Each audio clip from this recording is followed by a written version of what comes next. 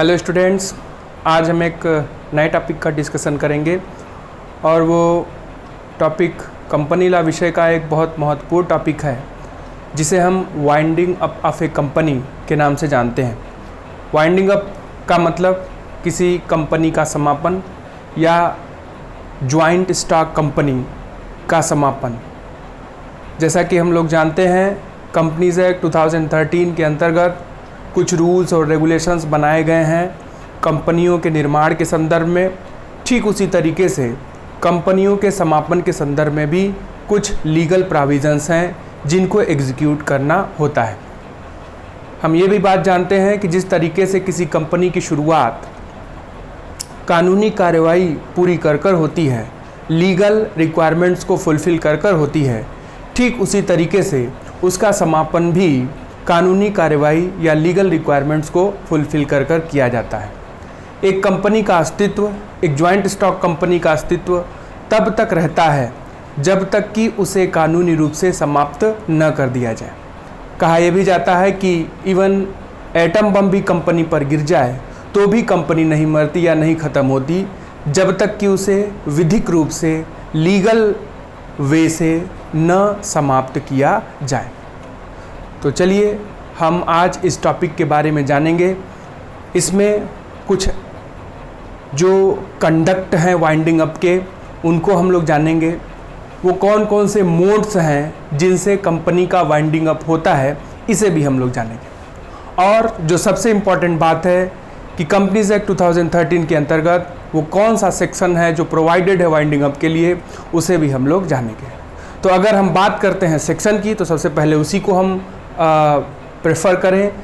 Section 270 में winding up of a company को define किया गया है या वाइंडिंग अप के कोड एंड कंडक्ट बताए गए हैं। एक बात और आपको जान लेना चाहिए कि किसी भी कंपनी का समापन, अगर कोई कंपनी अपने आप को अपना समापन डिक्लेयर कर दे तो इसका मतलब ये नहीं होता कि कंपनी का अस्तित्व खत्म हो गया। कंपनी का अस्तित्व तब तक नहीं खत्म होगा जब तक कि उसके वाइंडिंग अप का पूरा प्रोसीजर न खत्म हो जाए। तो हम ये कह सकते हैं कि कंपनी का वाइंडिंग अप कंपनी के समापन की एक प्रक्रिया है। It is a process of end of the company. और जब ये इस प्रक्रिया का अंतिम रूप हो जाता है तब उस कंपनी को डिसॉल्व मान लिया जाता है, उसका डिसोल्यूशन हो जाता है या उसका लिक्विडेशन हो जाता है। जब तक ये प्रक्रिया चलती रहती है, इट इज़ अ प्रोसीजर, ये चलती रहती है, उस प्रक्रिया के दौरान भी उस कंपनी पर मुकदमा किया जा सकता है। जैसा कि हम लोगों ने ये भी पढ़ा हुआ है कि कंपनी जो है लोकतंत्री तरीके से चलती है, सभी के अधिकारों का, सभी के राइट्स का कंपनी में पूरा ध्यान दिया जाता है। जो कंपनी के लिए सबसे इम्पॉर्टेंट एलिमेंट होते हैं, उसके मेंबर्स और उसके शेयर होल्डर्स, उन सभी के राइट्स और उन सभी के अधिकारों का पूरा ध्यान रखा जाता है। कंपनी से संबंधित अगर किसी भी तरीके की कंप्लेन या शिकायत आती है तो इसका निपटारा national company law tribunal NCLT, जिसे NCLT के नाम से जाना जाता है या नेशनल कंपनी लॉ ट्रिब्यूनल के नाम से जाना जाता है, petition national company law tribunal को ही फाइल की जाती है। तो एक कंपनी की शुरुआत बड़ी ज़ोर शोर से होती है। प्रमोटर प्रमोशन का काम करते हैं, लीगल डॉक्यूमेंट को फुलफ़िल करते हैं, भरते हैं, रजिस्ट्रेशन कराते हैं। लेकिन ऐसी कौन सी स्थिति उत्पन्न हो जाती है जिससे कंपनी का समापन हो जाता है, हम उसे भी जानने वाले हैं। तो अगर हम थोड़ा सा उस तरफ भी बात करें, मोड्स की भी बात करें, तो इसके दो मोड्स होते हैं। एक कंपनी का वॉलंटरली डिसोल्यूशन या वाइंडिंग अप, दूसरा कंपल्सरी वाइंडिंग अप। तो इन दोनों के अंतर्गत हम बातें करेंगे।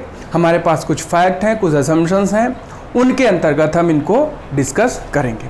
और जो सबसे इम्पॉर्टेंट बात है कंपनी के वाइंडिंग अप के संदर्भ में, जिसे आपको याद रखना है, it is section 270, 271 and 272 of Indian companies act 2013।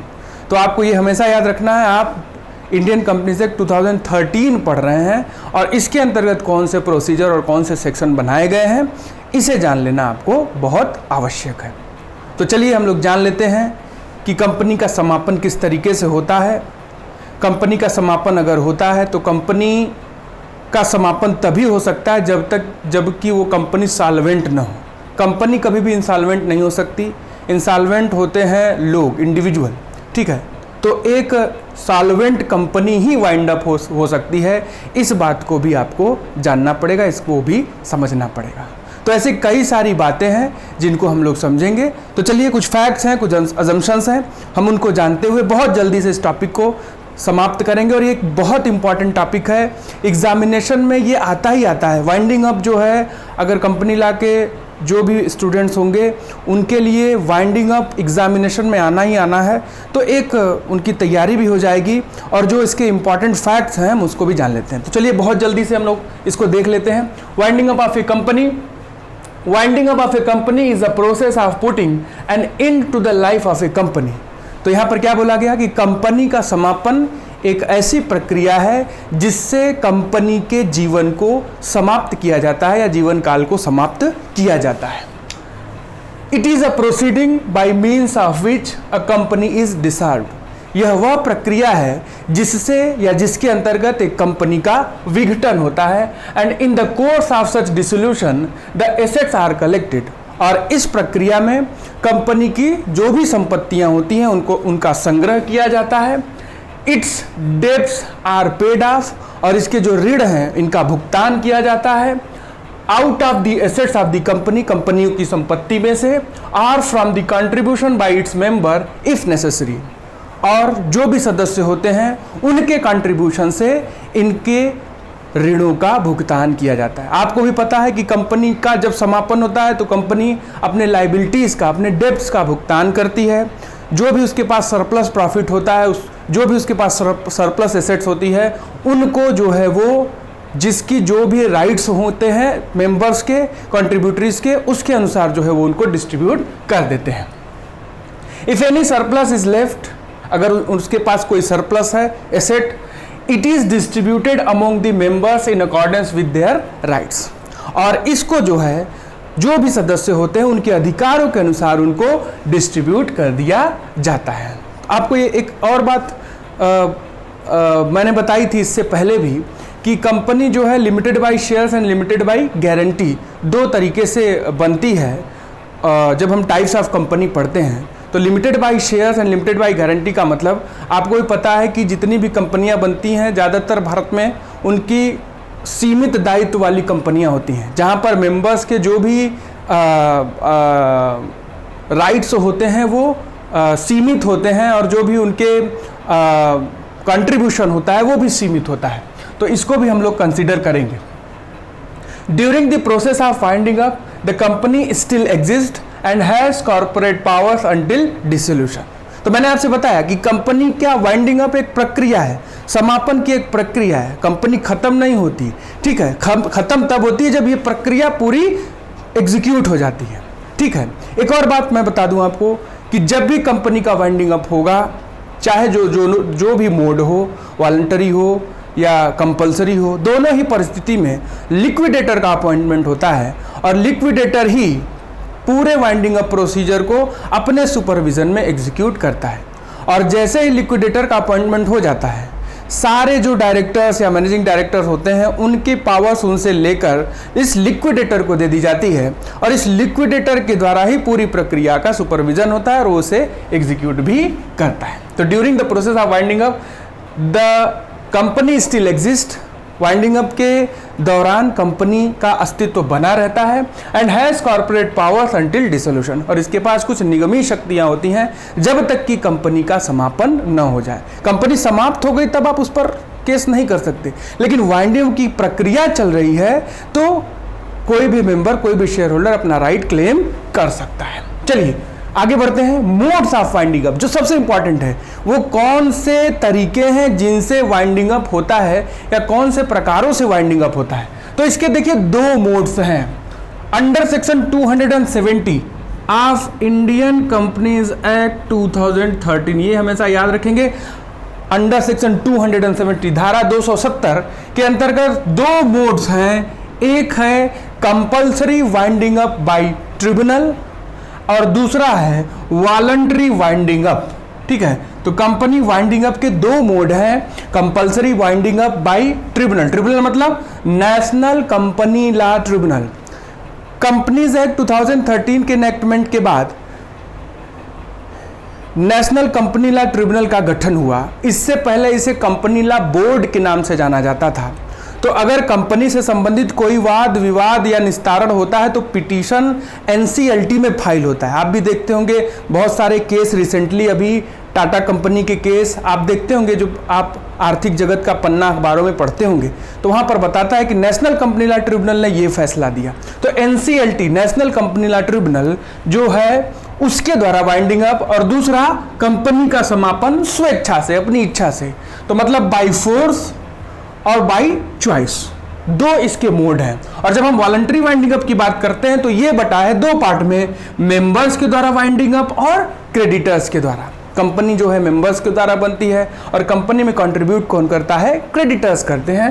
तो इन वॉलंटरी वाइंडिंग अप को दो पार्ट में डिवाइड किया गया है, members winding up and creditors winding up, मतलब सदस्यों के द्वारा वाइंडिंग अप और लेनदारों के द्वारा वाइंडिंग अप।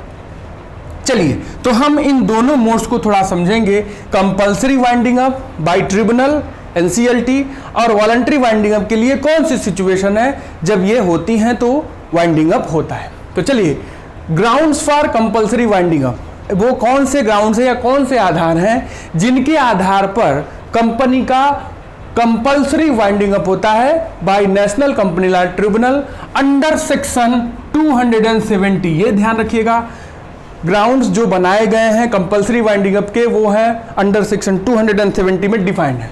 तो सबसे पहला जो ग्राउंड है स्पेशल रेजोल्यूशन। ये बात ध्यान में रखिएगा, कंपनी का वाइंडिंग अप अगर होगा तो स्पेशल रेजोल्यूशन पास कर कर ही होगा, चाहे ट्रिब्यूनल के द्वारा वाइंडिंग अप हो, चाहे मेंबर के द्वारा वाइंडिंग अप हो या वॉलंटरी वाइंडिंग अप हो। दोनों परिस्थितियों में स्पेशल रेजोल्यूशन कंपनी की मीटिंग बुलाकर विशेष तरह के प्रस्ताव पारित कर कर उसे एग्जीक्यूट किया जाएगा। ठीक है। सेकेंड, इनएबिलिटी टू पे डेब्ट्स। कंपनी अगर अपने ऋणों का भुगतान नहीं कर पा रही है तो कोई भी पिटीशन देकर नेशनल कंपनी लॉ ट्रिब्यूनल को कंपनी को बंद करवा सकता है या बंद करने का आदेश ला सकता है, इनएबिलिटी टू पे इट्स डेब्ट। और ये किस परिस्थिति में होगा, कंपल्सरी वाइंडिंग अप। तीसरा, just and equitable. Just and equitable का मतलब होता है जब पूरी तरह से न्याय संगत है कि कंपनी का वाइंडिंग अप हो जाना चाहिए तो ट्रिब्यूनल भी जो है ऐसे आदेश दे सकता है। ये कौन सी परिस्थितियां होती हैं, जब मान लीजिए कंपनी जो है अपने मुख्य उद्देश्यों से भटक जाए, कंपनी जो है, कंपनी में हड़ताल चल रही है, मैनेजमेंट में हड़ताल चल रही है और कंपनी के शुरू होने की संभावना नहीं है, तो ये पूरी तरह से न्यायसंगत है कि ट्रिब्यूनल जो है आदेश दे दे ऐसी कंपनियों को बंद करने का। जब कंपनी में अन्याय और कुप्रबंध हो, ऑपरेशन एंड मिसमैनेजमेंट हो, तो ये वो परिस्थिति है जिसे जस्ट एंड इक्विटेबल माना जाता है, जिसमें ट्रिब्यूनल आदेश दे सकता है कंपनी को बंद करने का। और कंपनी में अगर फ्रॉडुलेंट प्रोसीजर हो रहे हैं, धोखेबाजियां हो रही हैं, तो ऐसी परिस्थिति में जस्ट एंड इक्विटेबल है जब कंपनी को बंद करने का आदेश एनसीएलटी दे सकता है। Next, default in filing PL account and balance sheet और रिपोर्ट, एनुअल रिपोर्ट। अगर कंपनी जो है अपना प्रॉफिट एंड लॉस अकाउंट और बैलेंस शीट या जो अपनी एनुअल रिपोर्ट है उसको रजिस्ट्रार के समक्ष नहीं जमा करती है, तो ऐसी परिस्थिति में एनसीएलटी जो है उसे बंद करने का आदेश फोर्सफुली दे सकती है। Acted against sovereignty and integrity of India. अगर कोई कंपनी भारत की संप्रभुता और अखंडता के विरुद्ध जाकर काम करती है, पब्लिक इंटरेस्ट के बियॉन्ड जाकर काम करती है, तो ऐसी कंपनियों को बंद करने का आदेश दिया जा सकता है एनसीएलटी के द्वारा। Sick industrial company under section 424G। Sick industry का मतलब होता है ऐसी कंपनी जो रुग्ण है, प्रॉफिट अर्न नहीं कर रही है, तो ऐसी कंपनियों को भी एनसीएलटी के द्वारा आदेश देकर बंद किया जा सकता है। तो ये ग्राउंड्स हैं जिनके अंतर्गत कंपनी का कंपल्सरी वाइंडिंग अप जो है वो एग्जीक्यूट किया जाता है। अब कौन पिटीशन फाइल कर सकता है ये भी हमें जान लेना चाहिए कि याचिका दायर करने का अधिकार किसको दिया गया है। तो यहां पर उन लोगों के नाम लिखे गए हैं। सबसे पहला नाम है द कंपनी इटसेल्फ। अगर एनसीएलटी का जो है कोई कंपनी के ऊपर धोखेबाजी हो रही है तो पिटीशन एनसीएलटी ऑटोमेटिकली नहीं कोई आदेश देता है, कोई न कोई पिटीशन जो है वहां पर आएगी, याचिका आएगी, जिसे जो है एग्जीक्यूट किया जाएगा एनसीएलटी के आर्डर के अंतर्गत। तो कंपनी जो है ये पिटीशन फाइल कर सकती है। नंबर 2, एनी क्रेडिटर और क्रेडिटर्स, कोई भी लेनदार या लेनदारों का समूह जो है पिटीशन फाइल कर सकता है। एनी कंट्रीब्यूटरी और कंट्रीब्यूटरीज, कोई भी कंट्रीब्यूटरी जिसने कंट्रीब्यूट किया है कंपनी में वो कर सकता है या उनका समूह। All or any of aforesaid parties together और सेपरेटली, ये सभी या कोई एक, साथ में या अलग अलग ये पिटीशन फाइल कर सकते हैं। ठीक है। द रजिस्ट्रार, कंपनी रजिस्ट्रार जो होता है उसे भी राइट होता है कि वो पिटीशन फाइल करे एनसीएलटी में for the winding up of the company. Any person authorised by the central government, कोई भी व्यक्ति जिसे केंद्र सरकार के द्वारा अधिकृत किया गया है under section 245, he can file a petition by central और स्टेट गवर्नमेंट, कोई भी राज्य सरकार या केंद्र सरकार जो है वो कंपनी के विरुद्ध एनसीएलटी में याचिका दायर कर सकती है कंपनी के वाइंडिंग अप के लिए। तो ये ग्राउंड्स रहे कंपलसरी वाइंडिंग अप के, और ये पिटिशनर रहे जो कि पिटीशन फाइल कर सकते हैं। चलिए आगे बढ़ते हैं। तो ये पहला मोड था कंपलसरी वाइंडिंग अप का। दूसरा है वॉलंटरी वाइंडिंग अप, जब कंपनी अपनी इच्छा से समाप्त होना चाहे तो वो हो सकती है। अच्छा, ये कौन सी सिचुएशन है जब कंपनी अपनी इच्छा से समाप्त हो सकती है? कोई कंपनियों का एक उद्देश्य होता है, अगर वो पूरा हो गया तो वो अपने से स्वतः ही जो है अपने आप को खत्म कर लेते हैं, वाइंड अप कर लेते हैं। कंपनी के आर्टिकल्स ऑफ एसोसिएशन के प्रोविजंस के अनुसार जो है वॉलंटरी वाइंडिंग अप को एग्जीक्यूट किया जाता है। तो चलिए हम लोग इसको देख लेते हैं। The period fixed by articles for duration of company has expired और an event upon which the company is to wound up happen. ठीक है। तो यहां पर बोला गया वॉलंटरी वाइंडिंग अप कब होगा? जब आर्टिकल्स ने जो पीरियड निर्धारित किया था कंपनी के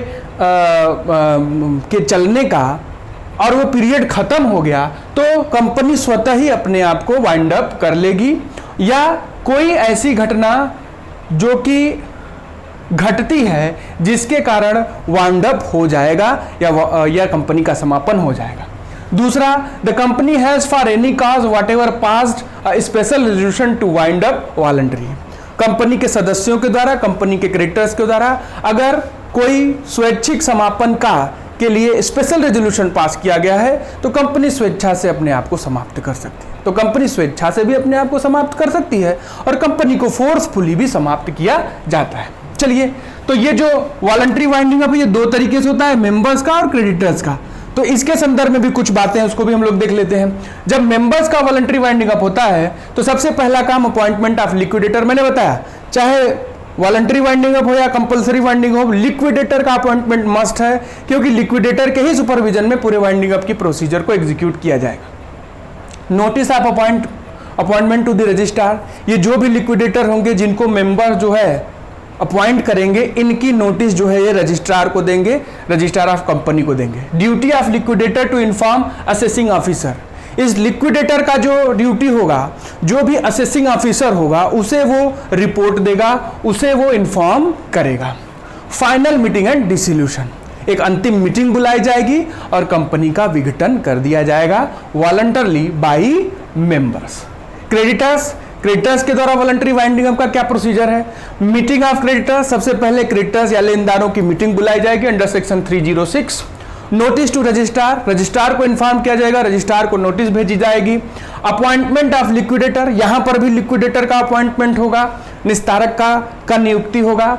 कमिटी ऑफ इंस्पेक्शन, एक निरीक्षण की समिति बनाई जाएगी जो इस पूरी प्रक्रिया को अपने निगरानी में देखेगी। और last final meeting and dissolution. तो क्रेडिटर्स की दो ही सभाएं होती हैं, एक वाइंडिंग अप जब डिक्लेयर होता है तब होती है, और दूसरा अंतिम समय में जब कंपनी पूरी तरह से डिसोल्यूट हो जाती है तब वो मीटिंग कॉल करते हैं। तो ये क्रेडिटर्स के द्वारा वाइंडिंग अप जिस ग्राउंड पर और जो प्रोविजंस हैं उसके अंतर्गत ये वाइंडिंग अप एग्जीक्यूट किया जाता है।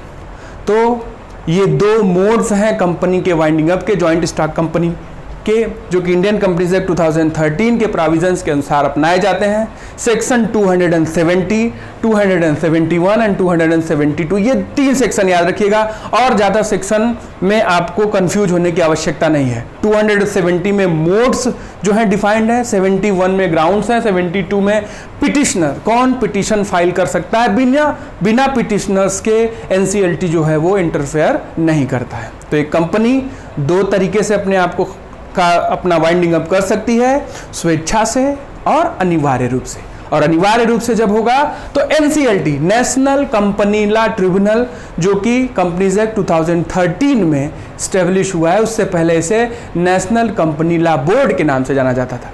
इस नेशनल कंपनी लॉ ट्रिब्यूनल के 11 बेंचेस हैं भारत में, पूरे कई राज्यों में जो है ये बेंचेस जो है वो फंक्शन होते हैं। तो कंपनी से संबंधित जितने भी मामले होते हैं, चाहे ऑपरेशन के हो, चाहे मिसमैनेजमेंट के हो, चाहे फ्रॉड के हो, ये सभी जो है पिटीशन एनसीएलटी में फाइल किए जाते हैं। तो एनसीएलटी के बारे में भी हम डिटेल में अपनी नेक्स्ट क्लास में कभी जानेंगे। फिलहाल अभी के लिए winding up of a company, ये उसके फैक्ट्स थे, ये उसके एग्जाम्पशंस थे।